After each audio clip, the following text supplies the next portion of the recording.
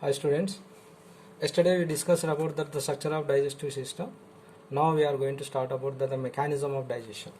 Already we categorized this human digestive system in two categories now. So far we had completed structure of digestion. Now we are entering into mechanism of digestion. How the complex food molecules are converted into simple ones. First we have to start with the digestion in mouth.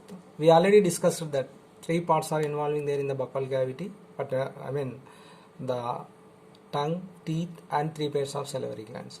Here the three pairs of salivary glands play very important role. That one pair of sublingual, one pair of submaxillary and one pair of parotid gland. These three pairs of salivary glands secrete a juice is known as saliva. Saliva play very important role here, which opens into buccal cavity. Saliva contains salivary amylase or ptyalin. Particularly, this salivary amylase or ptyalin acts on carbohydrates to convert it into dextrins or maltose sugar. So, the partially digestion of carbohydrates has completed here in the buccal cavity. See, the partially digested food in the stomach, in the buccal cavity is known as bolus. The partially digested food in the mouth cavity or buccal cavity is known as bolus.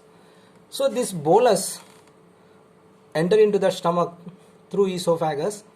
While it enter into the stomach through esophagus, it's showing that peristalsis movement. We already learned that one in the structure of the digestive system. Now the digestion has takes place in the stomach. So the bolus, after it enter into the stomach, we already said that it retained 2 to 4 hours there in the stomach. So digestion will be takes place on different complex food molecules. Particularly the stomach walls consisting of gastric glands secrete a gastric juice consisting of pepsin, lipase, HCl.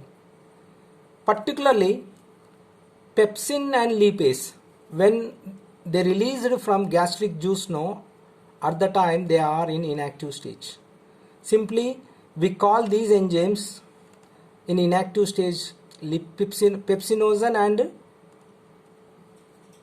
particularly this pepsin, not lipase, particularly this pepsin, when it is released at the time it is in inactive stage. We call that inactive stage of pepsin is called pepsinogen. So this inactive stage of this pepsinogen has becomes an active in the presence of HCl. So gastric glands secrete gastric juice consisting of pepsin, lipase, HCl. Pepsin released at the time it is an inactive stage pepsinogen. So the inactive pepsinogen will be active in the presence of HCl. So HCl play a very important role to convert that inactive stage of pepsin into active pepsin. Then lipase. Lipase is acts on fats to convert it into fatty acids or glycerol. HCl also kills that. Why? Because it's a hydrochloric acid. It kills the pathogens which enters along into the food. The partially digested food in the stomach is called chyme. The partially digested food in the stomach is called chyme. Then the chyme will be, small quantity of chyme will be entered into duodenum through pyloric splinter. Already we discussed that pyloric splinter is allowing that only small quantity of food into duodenum. So further digestion has takes place in the liver, and we already learned that one that liver secrete a bile juice which enter into the duodenum through bile ducts. Like pancreas also secrete a pancreatic juice. Pancreatic juice also enter into the duodenum through pancreatic duct. So further digestion has takes place in the small intestine, particularly in duodenum. See here, liver, it doesn't have any enzymes. Particularly bile juice doesn't have any enzymes which is released by liver. So, but bile juice play a very important role in the process of emulsification. What is emulsification? Bile juice acts on fats to change that fats into small microscopic colloidal particles. So this helps that one. This is nothing but emulsification. To change that fats into small microscopic colloidal particles is called emulsification. This emulsification process on fats helps that lipase to act on fats to convert it into fatty acids or glycerol. So this is very important emulsification process in which bile juice play very important role. Then pancreatic juice. Pancreatic juice secreted by pancreas and enter into the duodenum through pancreatic duct. It consisting of trypsin, chymotrypsin, amylase, lipase. and enterokinase. Enterokinase is a special enzyme. Particularly this enzyme acts on trypsin and chymotrypsin. Particularly when these trypsin and chymotrypsin is secreted from that pancreatic juice, they are in inactive stage. What we call that inactive stage? Trypsinogen and chymotrypsinogen. So this inactive form of trypsinogen and chymotrypsinogen, here this enterokinase has converted into active trypsin and chymotrypsin. So particularly this enterokinase is acts on inactive form of trypsin and chymotrypsin to becomes active trypsin and chymotrypsin. So like that, trypsin and chymotrypsin, particularly it acts on proteins to convert it into peptones. Okay, so like that, here also pepsin acts on proteins to convert it into peptones. Like that, half of the protein digestion has completed here in stomach and in duodenum. Particularly the enzymes released by pancreas. Then carbohydrates, amylase acts on carbohydrates, maltose sugar it will be converted, as well as lipase is also acts on fats to convert it into fatty acids or glycerol. So this is that digestion in duodenum by pancreatic juice. Then digestion in duodenum, particularly the small intestine walls also itself secrete a juice is known as intestinal juice. This intestinal juice secrete a juice is called succus entericus. This intestinal juice are also known as succus entericus.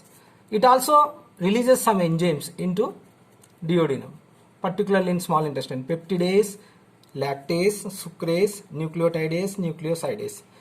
Here peptidase is the enzyme.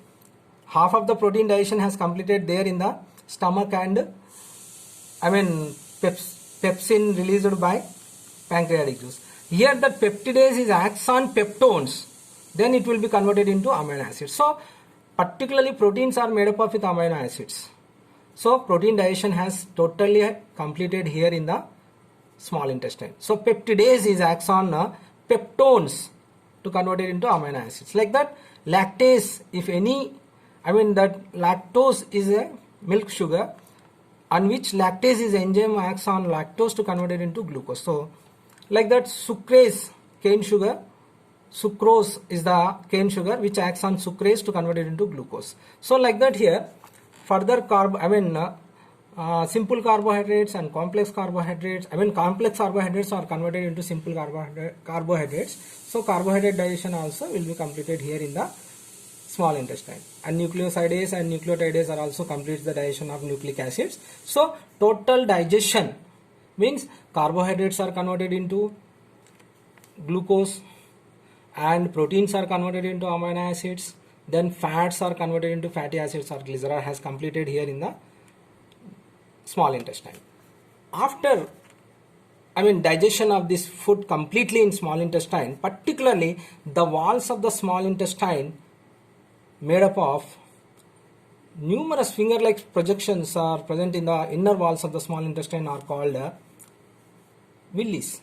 Villis, particularly if you observe here, they are covered by epithelial cells. You already learned that when in lower sections the functions of epithelial cells, which absorbs the digested food. These cells particularly having the specialization to absorb the digested food. So whatever the digestion has completed there in the small intestine, it will be absorbed by the walls of the small intestine, particularly these finger-like microscopic projections called villis. So here, each villi, if you observe here, it will be connected with the blood vessels and lymph vessels. So the digested food is enter into the blood cells. So blood carries this digested food to various body parts. Body parts are made up of tissues. Tissues are made up of cells, where it will be digested. Oxidation takes place, then the energy will be released. So it will be comes under that further in the process of respiration. So here the villis absorbs the digested food, and the adding of this digested food into the blood will be takes place here in the small intestine. Then undigested food will be enter into that large intestine, where the excess water and salts are absorbed from the walls of large intestine. The undigested becomes soft and solid fecal matter is formed. This fecal matter consisting of undigested food material, dead bacteria, bile salts, bile pigments. By the peristaltic movement of large intestine, the fecal matter will be entered into the rectum, and of course rectum expel this out through anus. So total human digestion has completed here, the process of digestion also.